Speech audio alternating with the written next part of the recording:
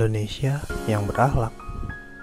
Salah satunya adalah Presiden ketiga Republik Indonesia, Bapak B.J. Habibie. Beliau lahir di Parepare pada tanggal 25 Juni 1936. Tumbuh besar di masa-masa kolonial dan revolusi.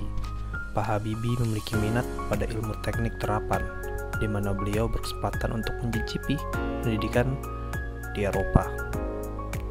Pak Habibie dikenal publik sebagai seseorang yang pintar dan juga memiliki kisah asmara yang sangat melegenda. Beliau merupakan Menteri Riset dan Teknologi RI dari tahun 1978 sampai dengan 1999.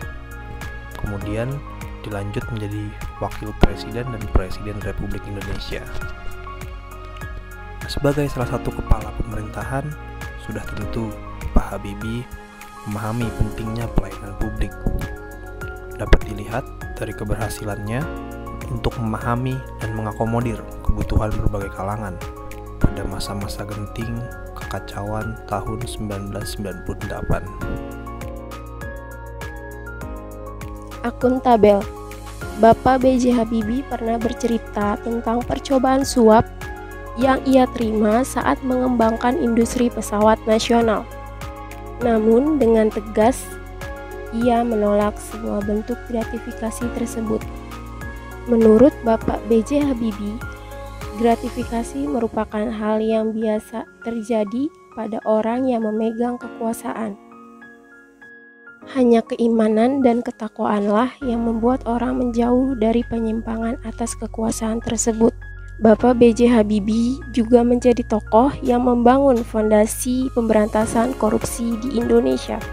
Bapak B.J. Habibie juga berkontribusi dalam pembentukan Komisi Pemberantasan Korupsi atau KPK yang tercantum di Undang-Undang Nomor 31 Tahun 1999 yang ditandatangani dan disahkan oleh Bapak B.J. Habibie pada tanggal 16 Agustus 1999. Kompeten.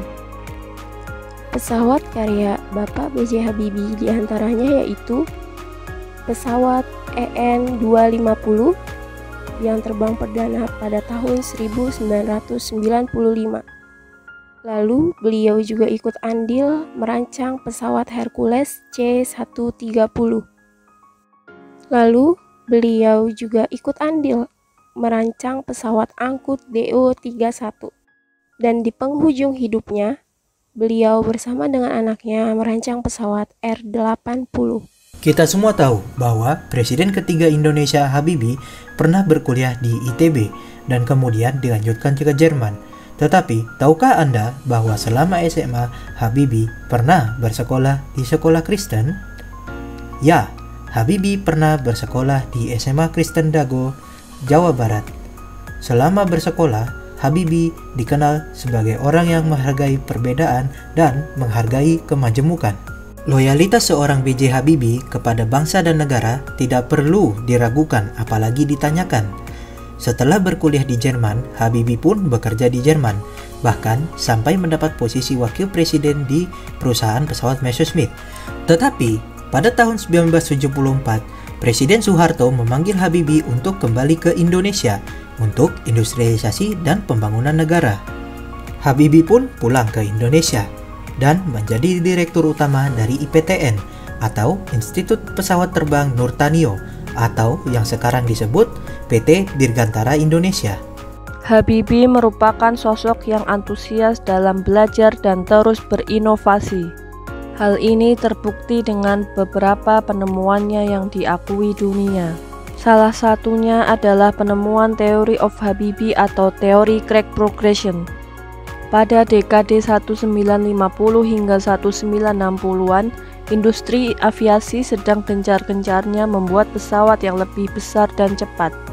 Dengan perubahan ini tentunya banyak ditemukan masalah baru yang membuat pesawat mengalami kegagalan struktural.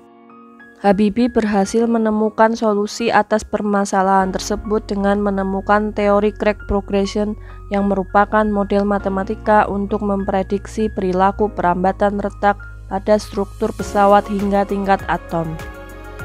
Sikap kolaboratif dari Habibie ditunjukkan ketika beliau menjabat menjadi Menteri Riset dan Teknologi Indonesia sekaligus Dirut PT Industri Pesawat Terbang Nusantara.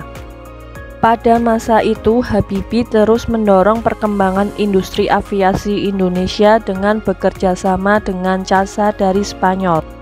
Hasil kerjasama ini membuahkan pesawat CN-235 yang dikembangkan sejak tahun 1980. Sejak diproduksi, sudah sekitar 20 negara yang memesan pesawat ini. Hal ini membuat pesawat CN-235 menjadi kebanggaan Indonesia. Demikian ulasan kelompok kami mengenai Habibie sebagai role model yang memiliki kemampuan dan reputasi yang baik dalam mengaktualisasikan nilai-nilai berakhlak. Semoga kita semua dapat terinspirasi dan mengaplikasikan nilai-nilai berakhlak seperti Habibie. Terima kasih.